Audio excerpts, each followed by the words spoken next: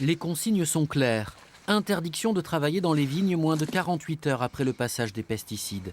Marie-Lys et son employeur respectent cette règle et pourtant l'an dernier, l'analyse d'une de ses mèches de cheveux a révélé la présence de 4 molécules potentiellement cancérigènes.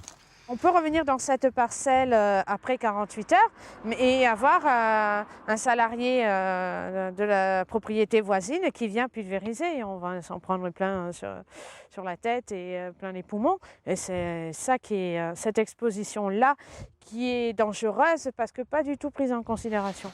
Marie-Lys a pris conscience des risques à la mort de son frère en 2009. Ce tractoriste a succombé à une forme rarissime de cancer à 47 ans après avoir passé sa vie à pulvériser des produits chimiques.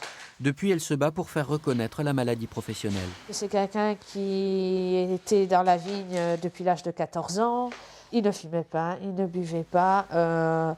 Quelqu'un qui vivait à la campagne, qui avait un mode de vie sain, au grand air, qui se pensait justement à l'abri de ce genre de problème. Mais la reconnaissance d'une maladie professionnelle est un processus long et complexe. Pour la mutualité sociale agricole, les cancers liés aux pesticides représenteraient moins de 5% des pathologies déclarées en Gironde.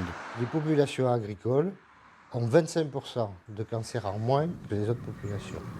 Mais il y a 2 secteurs où il y a plus de cancers. Ce sont les cancers de la peau, liés à l'exposition solaire et peut-être à la conjonction à l'utilisation de produits phyto, d'irritants, poussière, etc. Et puis les cancers du sang, les lymphomes.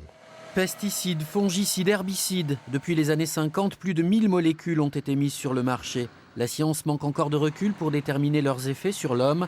À Bordeaux, le docteur Isabelle Baldi multiplie les études épidémiologiques depuis 20 ans.